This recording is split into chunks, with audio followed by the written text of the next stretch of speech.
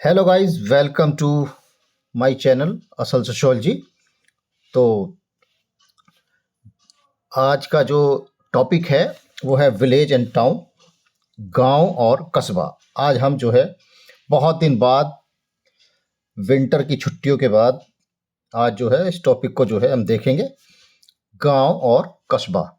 यानी कि क्या होता है गांव और क्या होता है कस्बा। बहुत ज़्यादा सरल है, एकदम से जो है एकदम बहुत ज़्यादा कठिन नहीं है सारी की सारी चीज़ें, क्योंकि हमारा जो पृष्ठभूमि है वो कहीं न कहीं किसी न किसी रूप में जो है गाँव से जुड़ी हुई होती है, और उसी चीज़ को हम जो है आज पढ़ने जा रहे हैं।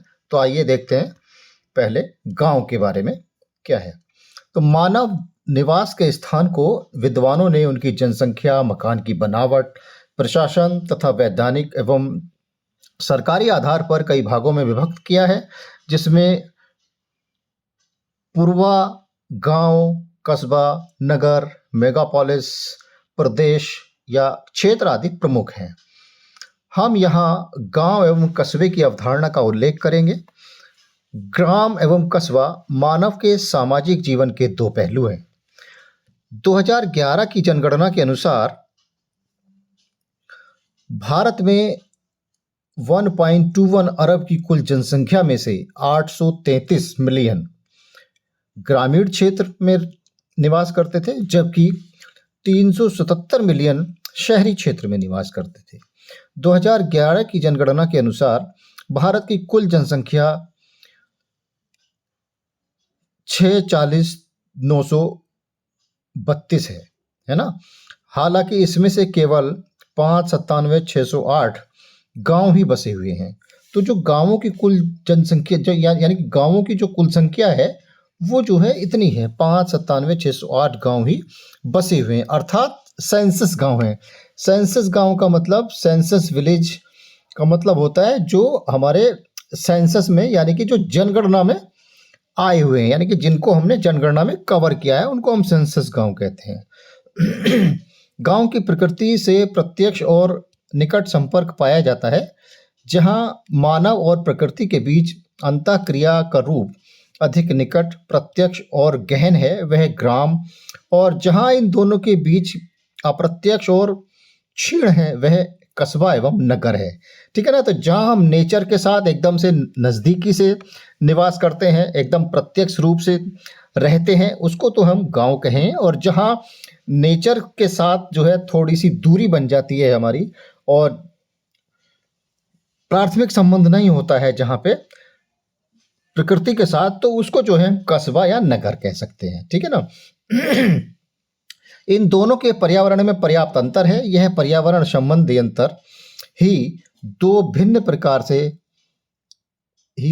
प्रकार के सामाजिक जीवन को जन्म देता है। ठीक है ना। अगर पर्यावरण का ही अंतर है मात्र, और इस पर्यावरण के आधार पर ही जो है हम गांव या कस्बा या फिर हम किसी को भी शहर कह सकते हैं। आइए आगे देखते हैं। अब आता है गांव का अर्थ। तो गांव के अर्थ में क्या है, विभिन्न विद्वानों ने गांव या ग्रामीण शब्द की अनेक व्याख्याएं प्रस्तुत की हैं।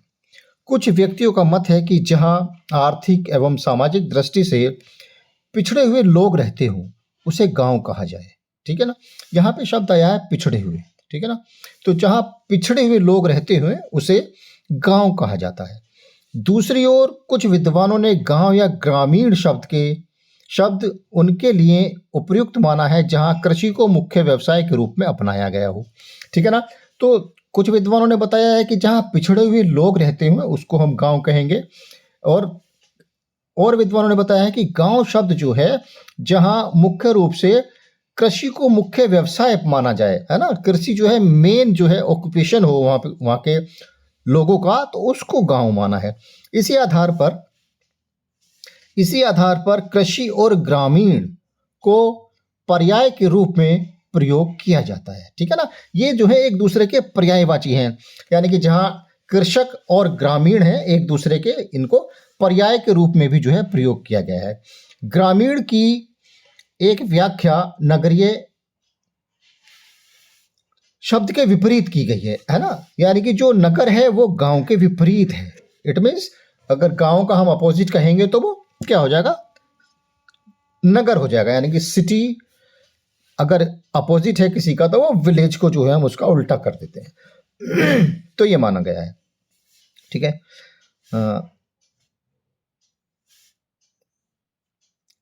ग्रामीण को जनसंख्या के आधार पर भी परिभाषित किया जाता है। प्रत्येक देश में एक निश्चित जनसंख्या वाले क्षेत्र को ग्राम कहा गया है और उससे अधिक जनसंख्या होने पर वह नगर की श्रेणी में आ जाता है। ठीक है ना। एक निश्चित जनसंख्या है, अगर उस निश्चित जनसंख्या तक लोग किसी जगह निवास करते हैं ना तो उसको जो है गांव कहा जाएगा, और अगर उस जनसंख्या से अधिक वृद्धि हो जाती है वहां पे रहने वाले लोगों की तो उसको जो है कस्बा या हम नगर कह सकते हैं। ठीक है ना। आगे देखते हैं, इसकी पूरी की पूरी व्याख्या जो है आगे की गई है डिटेल में। ग्रामीणता के निर्धारण में दो मुख्य आधार निम्नलिखित हैं। कौन कौन से हैं? कृषि द्वारा आय अथवा जीवन यापन। ठीक है ना। यानी कि गांव में रहने का जो है एक प्रमुख जो विशेषता है वो ये है कि जो आय है वहां पर, वहां के लोगों की जो आय का जो स्रोत है वो मात्र और मात्र केवल कृषि के द्वारा ही जो है वो आय उनकी आनी चाहिए। यानी कि कृषि जो है मुख्य व्यवसाय, और उस मुख्य व्यवसाय के द्वारा ही उनको जो है आय जो है होनी चाहिए, है ना। उनकी जो इनकम का स्रोत है वो केवल और केवल कृषि ही है। कम घनत्व वाला जनसंख्या क्षेत्र, है ना। यानी कि जो जनसंख्या का जो घनत्व है वो भी कम होना चाहिए, यानी कि जो जनसंख्या के आधार पर निवास जो है गांव में कम होता है। तो ये दो विशेषताएं जो है गांव की बताई गई हैं। परिभाषा के आधार पर देखते हैं किन किन विद्वानों ने किस किस तरह से परिभाषा जो है गांव की बताई है। सिम्स के अकॉर्डिंग, सिम्स ने क्या बताया? सिम्स ने बताया था समाज शास्त्रियों में ग्रामीण समुदाय को ऐसे बड़े क्षेत्र में रखने की प्रवृत्ति बढ़ रही है जिसमें समस्त अथवा अधिकतर प्रमुख मानवीय हितों की पूर्ति होती है। ठीक है ना। अब फेयर चाइल्ड के अनुसार क्या है? फेयर चाइल्ड ने बताया है ग्रामीण समुदाय पड़ोस की अपेक्षा विस्तृत क्षेत्र है जिसमें आमने सामने के संबंध पाए जाते हैं, जिसमें सामूहिक जीवन के लिए अधिकांशतः सामाजिक, शैक्षिक, धार्मिक एवं अन्य सेवाओं की आवश्यकता होती है, और जिसमें मूल अभिवृत्तियां एवं व्यवहारों के प्रति सामान्य सहमति होती है। ठीक है। तो ये फेयर चाइल्ड के अनुसार है परिभाषा। मैरिल के अनुसार, मैरिल एवं एल्ड्रिज के अनुसार है ग्रामीण समुदाय के अंतर्गत संस्था और ऐसे व्यक्तियों का संकलन होता है जो छोटे से केंद्र के चारों ओर संगठित होते हैं तथा सामान्य प्राकृतिक हितों में भाग लेते हैं। ठीक है ना। तो और अगली क्या है? एनसाइक्लोपीडिया ऑफ सोशल साइंसेस के अनुसार है। इसकी जो डेफिनेशन है उसको देखते हैं। एकाकी परिवार से बड़ा संबंधित एवं असंबंधित लोगों का वह समूह जो एक बड़े मकान अथवा निवास के अनेक स्थानों पर रहता हो, घनिष्ठ संबंधों में आबद्ध हो तथा कृषि योग्य भूमि पर मूल रूप से संयुक्त रूप से कृषि कार्य करता हो, ग्राम कहलाता है। ठीक है ना। तो ये कुछ वैज्ञानिकों के अकॉर्डिंग जो है गांव की परिभाषाएं हैं।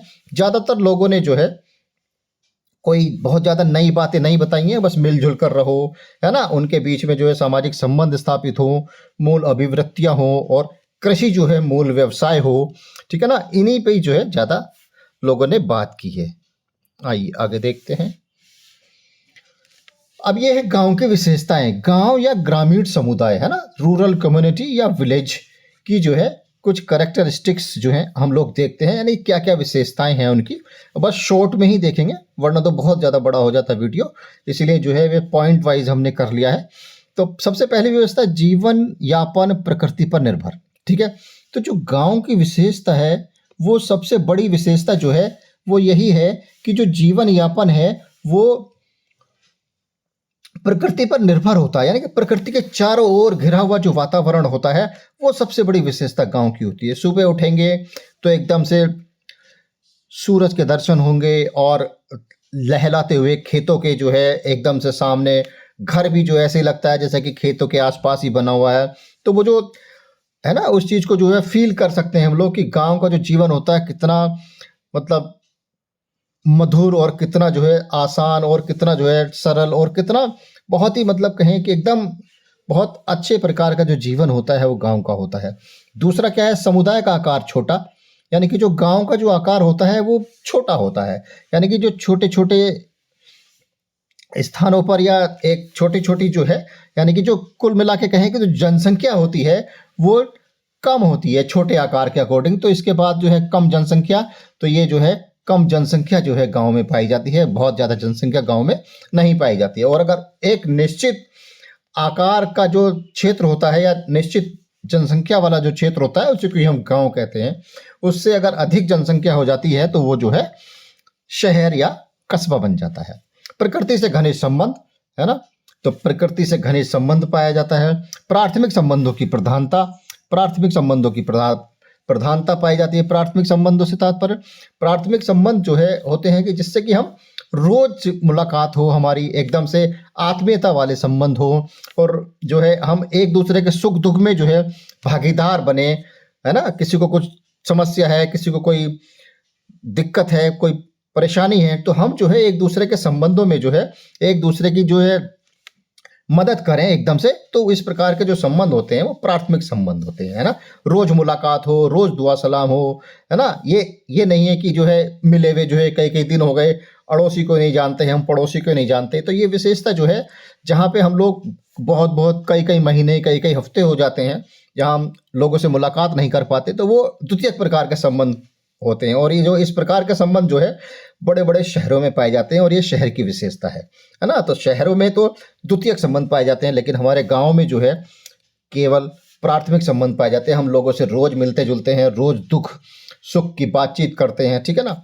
तो इस प्रकार के जो संबंध वो शहर में ही पाए जाते हैं, मतलब गाँव में पाए जाते हैं, सॉरी। और अगला जो पॉइंट है वो है सरल एवं सादा जीवन, ठीक है ना। एकदम साधारण प्रकार से जीवन व्यतीत करते हैं गांव के लोग। सबका पहनावा एक जैसा, है ना, सबका रहन सहन एक जैसा, सबके मकान जो है लगभग एक जैसे, है ना। तो इस प्रकार से जो है सब पूरे का पूरा जो गांव का वातावरण होता है वो सब लोग एक साथ जीवन व्यतीत करते हैं और सिंपल लिविंग में जो है विश्वास रखते हैं। अगला अगला क्या है, सामाजिक गतिशीलता का अभाव, ठीक है ना। तो जो सामाजिक गतिशीलता का अभाव जो है, यानी कि जो व्यक्ति गांव का होता है और जिसको गांव से जुड़ाव होता है, वो गांव छोड़ के कहीं नहीं जाता है, ठीक है ना। अपने गांव में ही रहता है और अपने गांव में ही जो है पूरे का पूरा जीवन व्यतीत कर देता है। इसको भी जो है सामाजिक गतिशीलता कहते हैं, यानी कि स्थान परिवर्तन नहीं करता है, अपने ही गांव में रहेगा वो। अगला क्या है, धर्म प्रथा और रूढ़ियों का महत्व, ठीक है ना। तो गांव में ये सारी की सारी चीजें जो है महत्वपूर्ण होती हैं। धर्म का महत्व अधिक होता है, प्रथाएं मानी जाती हैं गांव में, रूढ़ियों का भी महत्व, रूढ़ियों का मतलब भी होता है जो पुरानी रीति रिवाज और परंपराएं हैं उनको जो है हम महत्व देते हैं गांव में, ठीक है ना। अगला है सामुदायिक भावना। सामुदायिक भावना पाई जाती है, यानी कि जो हमारा समूह है, जो हमारा गांव है, उसके प्रति जो है हमारी एक भावना होती है, और उसी को सामुदायिक भावना, या इसको हम वी फीलिंग भी कहते हैं, ठीक है ना। वी फीलिंग, वी फीलिंग होती है, वी फीलिंग जो है गांव में पाई जाती है, ठीक है। और गांव में जो है अगला संयुक्त परिवार पाए जाते हैं, ज्वाइंट फैमिली कहते हैं जिनको, ठीक है ना। संयुक्त परिवार किसको कहते हैं, जहां दो या दो से अधिक परिवार एक साथ निवास करते हैं, एक ही छत के नीचे रहते हैं, एक ही चूल्हे पर बना हुआ खाना खाते हैं, ठीक है ना। तो उसको जो है हम संयुक्त परिवार कहते हैं। मेन बात क्या है संयुक्त परिवार की, संयुक्त परिवार की जो सबसे बड़ी विशेषता ये है कि एक ही छत के नीचे रहेंगे और एक ही चूल्हे पर बना हुआ खाना खाएंगे, है ना, तब है वो संयुक्त परिवार।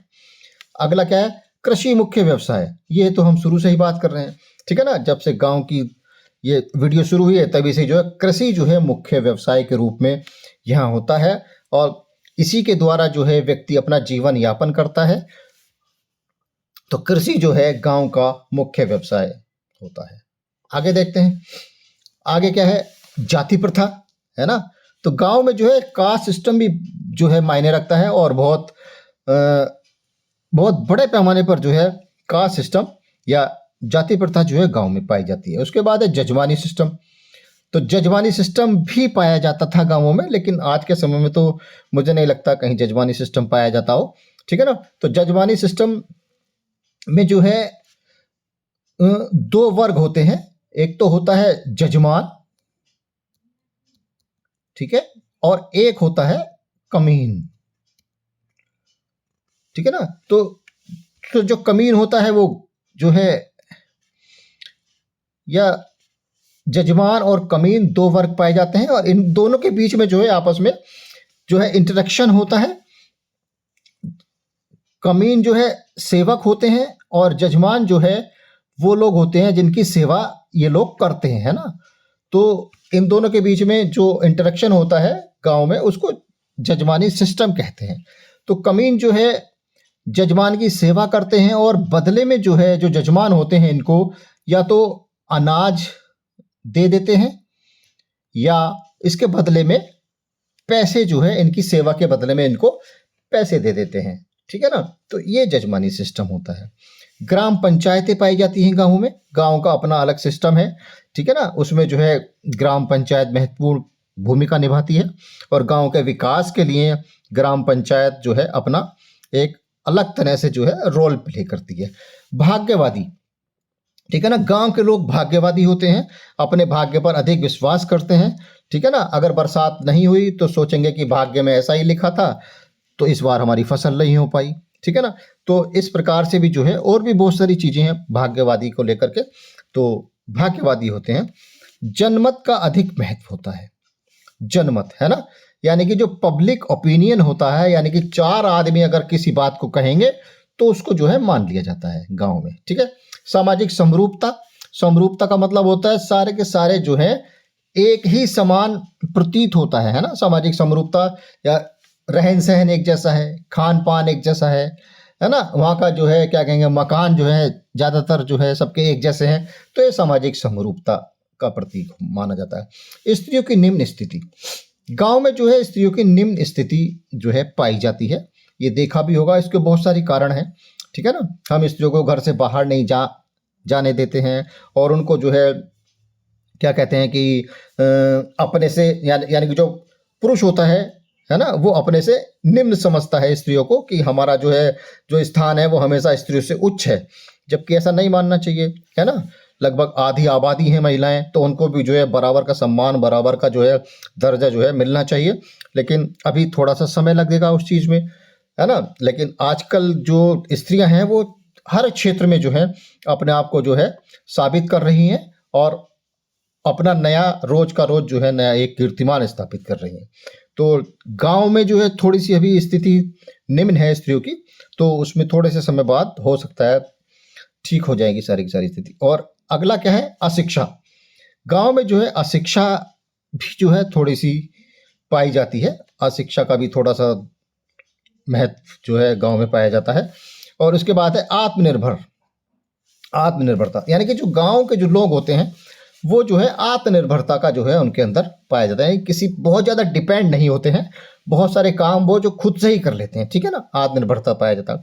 और ये जो है विशेषीकरण का अभाव, है ना, स्पेशलाइजेशन नहीं होता है ना। अगर कोई व्यक्ति जो है कहें कि जो है इसको कहेंगे डिवीजन ऑफ लेबर, है ना, अगर विशेषीकरण जो है नहीं पाया जाता है, डिवीजन ऑफ लेबर भी नहीं पाया जाता है, और विशेषीकरण के अभाव के कारण ही जो है व्यक्ति या गांव का जो व्यक्ति है उसके अंदर पिछड़ेपन का अभाव हो जाता है। अगर वो किसी भी काम में एक्सपर्ट नहीं है, स्पेशलाइज नहीं है, तो वो जो है फिर अपने काम को जो है लेकर के थोड़ा सा उसके अंदर पिछड़ापन आ जाता है, ठीक है ना। तो ये कुछ विशेषताएं थी, और अब आगे देखते हैं गांव के प्रकार।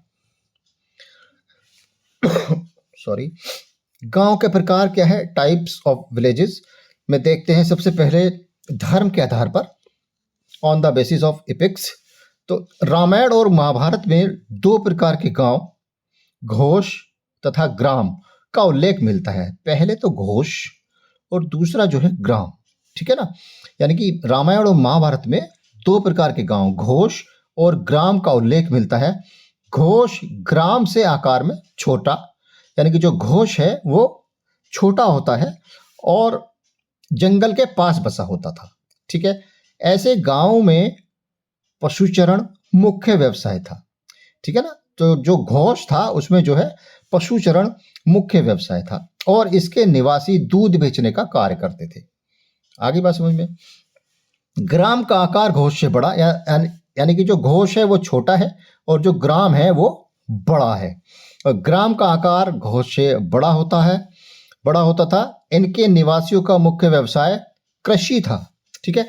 घोष का आकार क्या था, नहीं, यानी कि जो घोष का मुख्य व्यवसाय क्या था, दूध बेचने का कार्य करते थे घोष घोष के निवासी, और जो ग्राम के निवासी थे वो जो है उनका मुख्य व्यवसाय कृषि था, तो वो कृषि पर निर्भर थे, और ये घोष के निवासी जो है वो दूध बेचकर अपना जीवन यापन करते थे। ग्राम के मुखिया को ग्रामीणी कहा जाता था।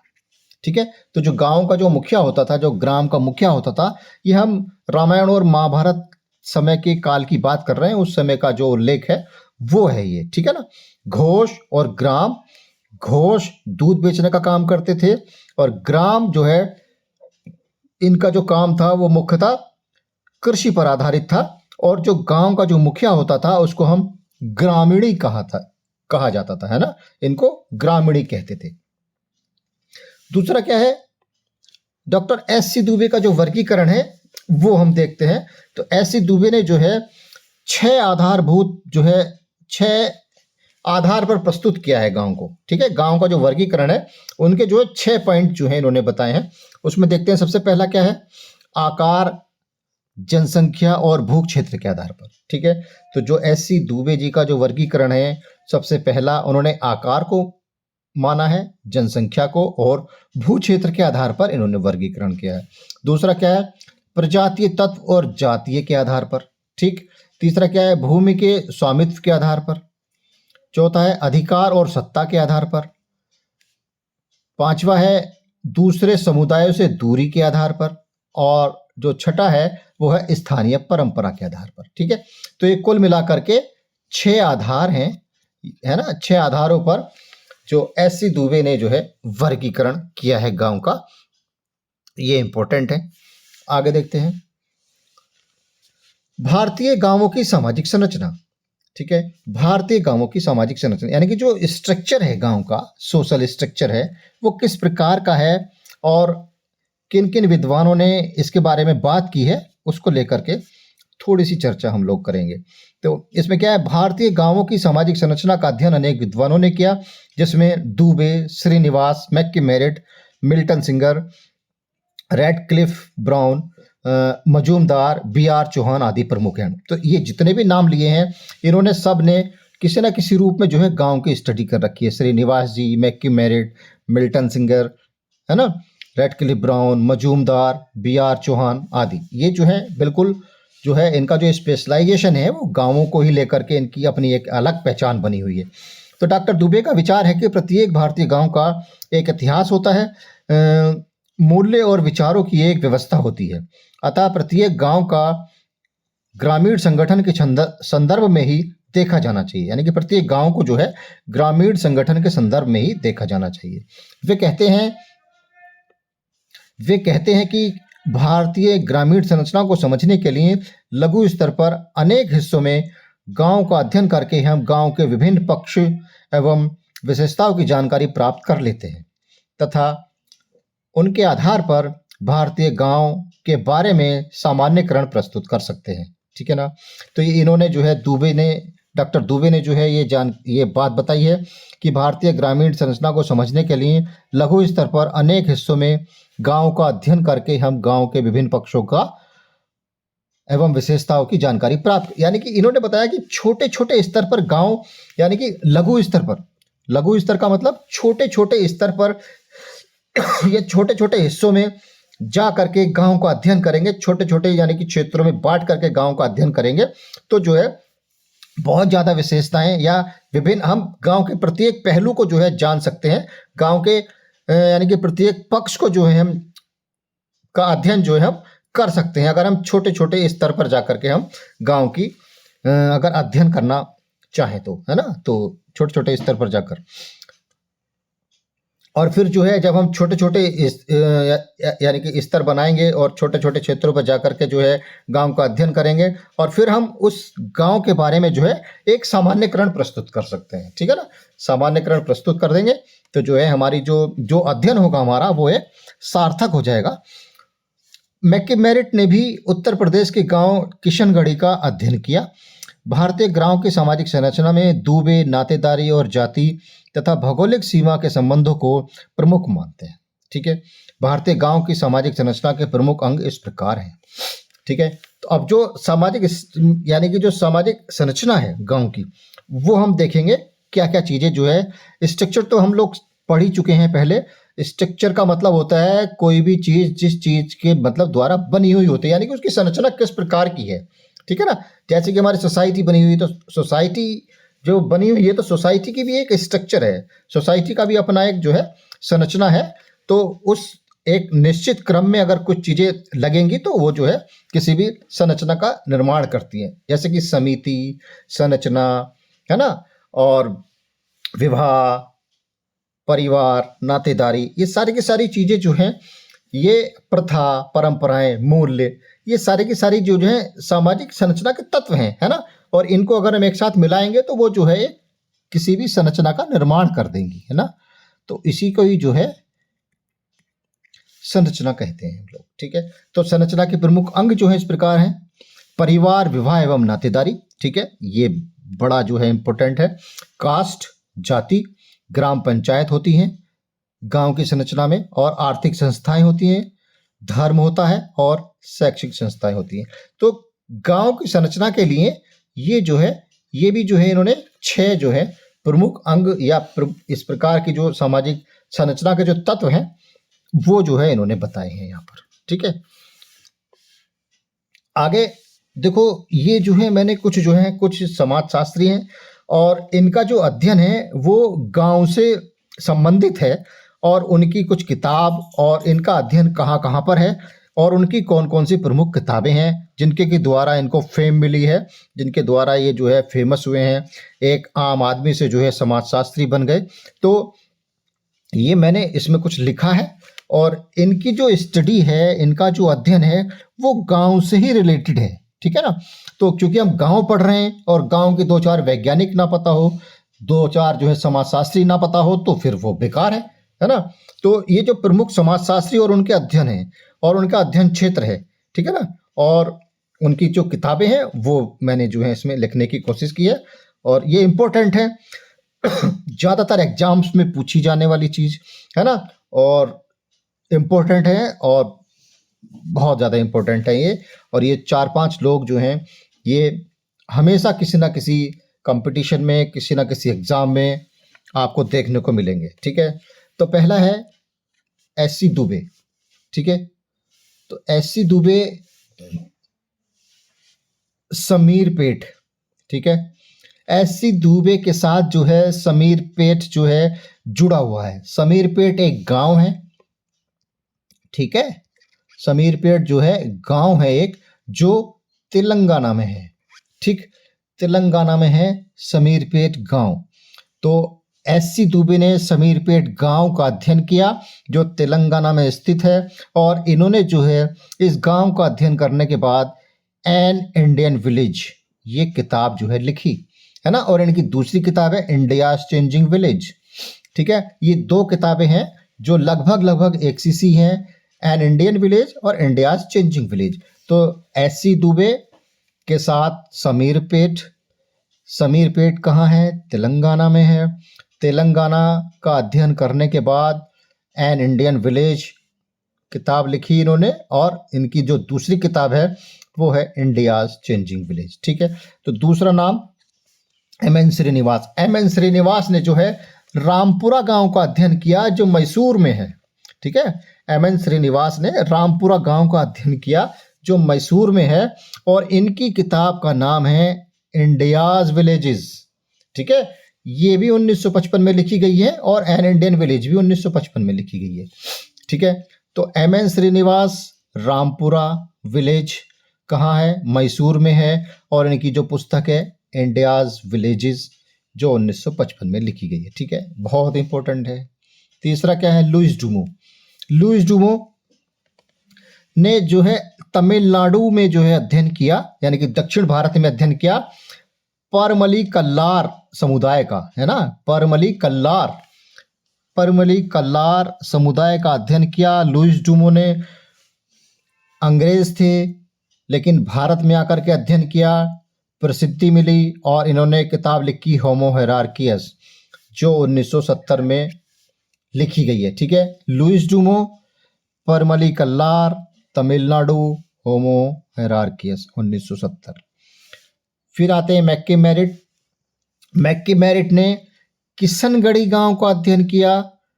मैक्किमेरिट ने किशनगढ़ी गांव का अध्ययन किया जो अलीगढ़ में ही स्थित है, उत्तर प्रदेश के अलीगढ़ में स्थित है, और इनकी पुस्तक का नाम था रूरल इंडिया। ठीक है, मैक्किमेरिट किशनगढ़ी जो अलीगढ़ उत्तर प्रदेश में स्थित है, और इनकी पुस्तक का नाम है रूरल इंडिया। फिर आए बी आर चौहान साहब। बी आर चौहान राणावतों की सदरी। ठीक है, राणावतों की सदरी ये जो है एक गांव का नाम है। राणावतों की सदरी कहाँ है? राजस्थान के चित्तौड़गढ़ में स्थित है। बी आर चौहान राणावतों की सदरी, राजस्थान, चित्तौड़गढ़। और इनकी जो बहुत ज़्यादा फेमस किताब है वो है अ Rajasthan village.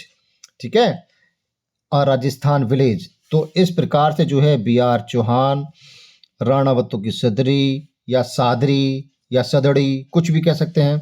B are Chauhan राणावतों की सदरी राजस्थान में, और चित्तौड़गढ़, ठीक है, राजस्थान के चित्तौड़गढ़ में जो है राणावतों की सदरी का अध्ययन किया। और एक पुस्तक इन्होंने लिखी वो है अ राजस्थान विलेज, जो 1955 में पब्लिश हुई, और जो 1955 में लिखी इन्होंने। ठीक है, तो ये जो है बहुत ज़्यादा इम्पोर्टेंट चीज़ें हैं। ये 5 जो वैज्ञानिक हैं ये बहुत इम्पोर्टेंट हैं, और इनका नाम, इनका अध्ययन क्षेत्र, कौन से गांव में अध्ययन किया और कौन सी किताब का अध्ययन किया, ये अक्सर जो है पूछ लिए जाते हैं एग्जाम में। तो इस लिहाज से इम्पोर्टेंट है ये। ठीक है, आगे देखते हैं। गांव से संबंधित बातें खत्म होती हैं, अब हम आते हैं कस्बे पर, है ना। कस्बा क्या होता है, कस्बा किसको कहते हैं, उसके बारे में जानकारी है। आकार के आधार पर नगरीय बस्तियों को कई भागों में बांटा गया है। उनमें से एक कस्बा भी है। सामान्यतः कस्बा उस बस्ती को कहा जाता है जिसकी आबादी 5,000 से 10,000 हो। ठीक है, 5,000 से 10,000 तक जिसकी आबादी हो उसको हम कस्बा या टाउन कह सकते हैं। ठीक है, कुछ विद्वान 40,000 तक की आबादी वाली बस्ती को, तो कुछ जो है 50,000 तक की आबादी वाली बस्ती को कस्बा, एवं इससे अधिक आबादी होने पर उसे नगर कहते हैं। ठीक है, यानी कि कुल मिलाकर अगर हम कहें कि 40,000 से लेकर 50,000, ठीक है, तक की जनसंख्या वाली जो आबादी होती है वो कस्बा होती है। और जब 50,000 से अधिक लोग किसी जगह निवास करने लग जाते हैं तो उसको जो है सिटी या शहर कहा जाता है। ठीक है, ये लिखत पढ़त में है चीज़ें, और ज़्यादातर देखने को जो है ऐसा नहीं मिलता है, लेकिन हाँ कुछ जो बात है तो वो लिखी हुई है, तो उसके आधार पर जो है हम अगर लिखेंगे तो ऐसा ही लिखेंगे, 40,000 से 50,000 के बीच में जो आबादी या जो लोग निवास करते हैं उसको जो है हम कस्बे के अंतर्गत रख सकते हैं। ठीक है, अब आगे देखते हैं। ये क्षेत्र के हिसाब से भी, अलग अलग क्षेत्रों के हिसाब से अलग अलग जो है जनसंख्या के आधार पर जो है हम कस्बा या नगर की परिभाषा या उनका जो जनसंख्या के आधार पर उनको हम डिवाइड कर लेते हैं, और उसके अकॉर्डिंग जो है हम फिर बांट लेते हैं कि हाँ ये कस्बा है या फिर नगर है। ठीक है, आगे आबादी यानी कि, ठीक है, एवं इससे अधिक आबादी उसको जो है नगर कहते हैं। यहाँ तक हो गया। भारत में गंगा यमुना दोआब में ऐसे बहुत से कस्बे हैं जिनकी आबादी 30,000 या 35,000 से अधिक है। ठीक है ना। हाँ, तो कस्बे की अवधारणा भिन्न भिन्न व्यक्तियों, संस्थाओं, सभ्यताओं, देशों एवं समय के साथ साथ बदलती रही है, जैसे कि हमने अभी बात की है ना, तो ये जो है बदलती रहती है। अब संयुक्त राष्ट्र संघ द्वारा विश्व के 133 देशों का सर्वे कराया गया। इस सर्वेक्षण से ज्ञात हुआ कि 33 देशों ने गांव, कस्बा व नगर का भेद जनसंख्या के आधार पर, ठीक है ना, ये संयुक्त राष्ट्र संघ के अकॉर्डिंग है ना, यानी कि 33 देशों ने गांव, कस्बा एवं नगर का भेद जनसंख्या के आधार पर, 20 देशों ने जनसंख्या व अन्य आधारों पर, है ना, तो 20 देशों ने जनसंख्या व अन्य आधारों पर, और 65 देशों ने वैधानिक, प्रशासनिक एवं सरकारी आधार पर, और एवं 15 ने कई अन्य आधार मानकर यह भेद जो है कर रखा है। ठीक है ना।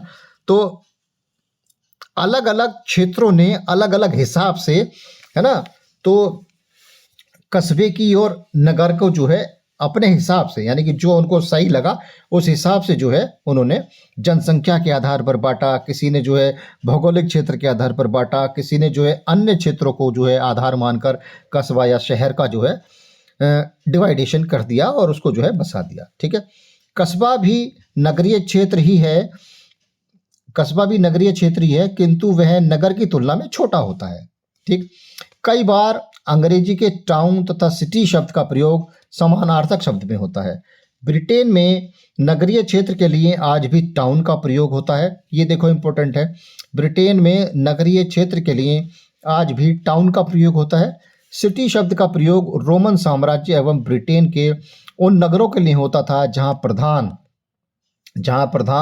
गिरजाघर अथवा ईसाई पादरियों का स्थान होता है। ठीक है ना। तो ये जो है इन्होंने क्लासिफाई कर रखी हैं चीजें। कस्बे की विशेषताएं एवं परिभाषाओं को देखते हैं। परिभाषा क्या है कस्बे की? रिचथोफेन के अनुसार क्या है कि कस्बा एक संगठित समूह है और जिसमें सामान्यतः प्रमुख व्यवसाय कृषि क्रियाओं के विपरीत वाणिज्य तथा उद्योग से संबंधित हो। ठीक है। तो कस्बे में जो है कृषि कार्य को महत्ता नहीं दी जाती है। जैसे कि अभी हम गांव में पढ़ रहे थे कि वहाँ जो है मुख्य व्यवसाय कृषि है और कृषि पर जो है जीवन आधारित होता है व्यक्ति का। तो कस्बे में जो है ऐसा नहीं होता है, कृषि पर आधारित नहीं होता है जीवन।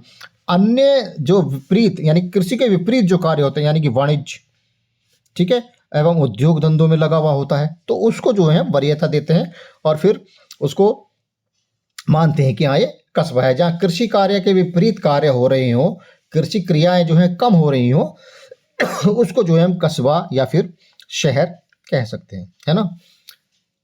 रेडजल ने कस्बे की 3 विशेषताएं बताई। नंबर 1, कस्बे में व्यापार एवं उद्योग की प्रधानता हो। ठीक। मकानों का केंद्रीकरण। ठीक। निवासियों की न्यूनतम संख्या 2000 से अधिक होती हो। ठीक है। तो ये जो है कुल मिलाकर के कस्बे की कुछ विशेषताएं रेडजल ने बताई हैं, 3 विशेषताएं। अब क्या है, 1971 से 2011 तक की जनगणना में निम्नलिखित आधारों पर कस्बे का निर्धारण किया गया है। ठीक है। तो आइए इसमें देखते हैं क्या क्या निर्धारण जो है 1971 से 2011 तक क्या क्या परिवर्तन हुए हैं, वो इसमें कुछ बताने की कोशिश की गई है। नंबर 1, वे सभी स्थान कस्बे कहे जाएंगे जिसमें नगर पालिका, नगर निगम, छावनी, नोटिफाइड नगर क्षेत्र या इसके समकक्ष कोई भी इकाई हो। ठीक है ना। तो ये इन्होंने एकदम से क्लियर कर दिया, यानी कि जहां नगर पालिका पाई जाएगी वो कस्बा हो जाएगा। ठीक है। या जहां नगर निगम पाया जाएगा वो कस्बा हो जाएगा। जहां पे छावनी है ना, कैंट एरिया है, उसको नगर कह देंगे। और नोटिफाइड क्षेत्र है, यानी कि कुछ क्षेत्र जो है यानी कि निर्धारित कर रखे हैं, नोटिफाइड हैं, उनको जो है इस दायरे में रखा जा सकता है, यानी कि उसको कस्बा कहेंगे। जहाँ की न्यूनतम जनसंख्या 5000 हो। ठीक है ना। यानी कि जिसकी जनसंख्या जो है 5000 कम से कम हो, है ना, तो उसको जो है इन्होंने कस्बा मान लिया। अब अगला क्या है, जहाँ पुरुषों की कार्यशैली जनसंख्या का कम से कम 75% भाग कृषि के अतिरिक्त कार्य में लगा हुआ हो। यानी कि जहाँ के पुरुष लोग या जहाँ के जो या जिस स्थान पर जो पुरुष हैं, जो 75% जो है कृषि कार्य के अलग कार्य कर रहे हो, उसको जो है हम कस्बा या नगर कह सकते हैं। वैसे तो कस्बे की बात कर रहे हैं हम लोग, कस्बा ही कहेंगे। अगला क्या है, जहां जनसंख्या का घनत्व कम से कम 400 व्यक्ति प्रति किलोमीटर, ठीक है, या 1000 व्यक्ति वर्ग मील हो, है ना। तो इन्होंने ये भी एकदम से जो है क्लैरिफाई कर दिया है कि 400 व्यक्ति प्रति किलोमीटर का जो है वहां जनसंख्या घनत्व होना चाहिए, उसको जो है हम कहेंगे कस्बा। अगला क्या है, अन्य कोई स्थान जो प्रयुक्त विशेषताओं में सीमावर्ती है लेकिन प्रांतीय जनगणना अधिकारी के अनुसार स्पष्ट नगरीय सुविधाएं एवं विशेषताएं रखता हो। ठीक है। यानी कि जहां पर नगर की सुविधाएं होंगी, है ना, और उससे संबंधित जो विशेषताएं पाई जा रही हैं, अगर वो वहाँ पे पाई जा रही हैं सारी की सारी, तो उसको जो है हम कस्बा कह सकते हैं। ठीक है, तो आज का जो वीडियो है वो यहीं पे समाप्त होता है। अब आज जो है हमने गांव के बारे में पढ़ा और कस्बे के बारे में पढ़ा जो एग्जाम से संबंधित है तुम लोगों के। तो thanks for watching. Please share, like and subscribe the video. Thank you. Thanks a lot.